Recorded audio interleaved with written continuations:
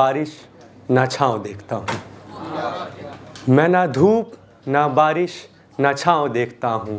शहर के किसी घोंसले से अपना गांव देखता हूँ। मैं धूप ना बारिश ना छाँव देखता हूँ। शहर के किसी घोंसले से अपना गांव देखता हूँ। एक ख्वाहिश है कि पहनूं महंगे जूते मखमली। एक ख्वाहिश है कि पहनूं महंगे जूते मखमली। फिर रुक जाता हूँ जब बाबा के फटे पाँव पे।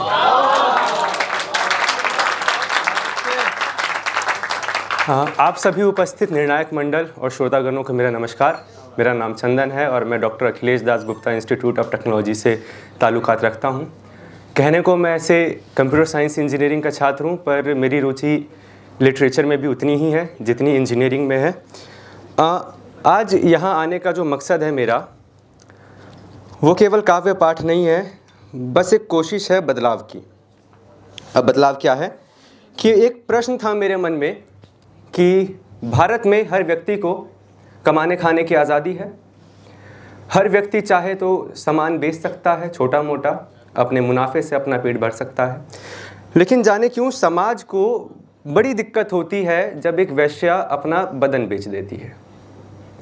अब मेरे पास दो मुखौटे हैं, एक समाज का और एक वेश्या का। यदि मैं समाज का मुखौटा लगा लूं तो मैं चाहूं तो कितना भी कोस सकता हूं ऐसे किसी भी रिवायत को। लेकिन मेरे मन में आया कि क्यों ना इस बार मुखौटा उठाया जाए वेश्या का, जिसके चरित्र पर एक प्रश्न चिन्ह लगा है, और ये प्रश्न चिन्ह ही मेरे इस कविता का शीर्षक है। तो अभी आप माने कि मैं कोई कवि नहीं हूँ, मैं केवल एक वेश्या हूँ जो अपने मन की बातों को आप तक पहुँचाना चाहती है। मैं ज़मीर के कपड़े उतार के बैठी हूँ, आत्मा की शर्म को मार के बैठी हूँ। मैं ज़मीर के कपड़े उतार के बैठी हूँ, आत्मा की शर्म को मार के बैठी हूँ। किसी की महबूबा के दामन के चांद सितारे अपनी लचकती कमर पे बांध के बैठी हूँ। मैं ज़मीर के कपड़े उतार के बैठी हूँ। नेता रईस तो कोई कहीं का शहज़ादा है, नेता रईस तो कोई कहीं का शहज़ादा है। रोज़ इन तंग गलियों में एक इज़्ज़तदार बाबू आता है। मालूम किसी को नहीं मेरा नाम क्या है, ना किसी को खबर कि कौन हूँ मैं। मालूम किसी को नहीं मेरा नाम क्या है, ना किसी को खबर कौन हूँ मैं। नामचीनों से भरी महफिल में यहाँ अपनी वेश्या की पहचान संभाल के बैठी हूँ। मैं ज़मीर के कपड़े उतार के बैठी हूँ। कोई चूमे ये बदन मेरा, कोई कर जाए अधमराई से। कोई चूमे ये बदन मेरा, कोई कर जाए अधमराई से। किसी चाहत के लिए किसी की हवस को सही, किसी की चाहत के लिए किसी की हवस को सही। मैं यौवन का रंग संभाल के बैठी हूँ। मैं ज़मीर के कपड़े उतार के बैठी हूँ। पूछते हो ऐसा क्यों करती हो, पूछते हो क्या मजबूरी है मेरी। पूछते हो ऐसा क्यों करती हो, पूछते हो क्या मजबूरी है मेरी। हर सवाल का जवाब तैयार है, मगर मुस्कुरा के जवाब संभाल के बैठी हूँ। मैं ज़मीर के कपड़े उतार के बैठी हूँ।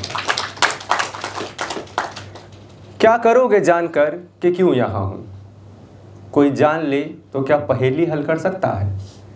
क्या करोगे जानकर कि क्यों यहाँ हूँ, कोई जान ले तो क्या पहेली हल कर सकता है। या अपने अच्छे होने का दिखावा बंद कर सकता है।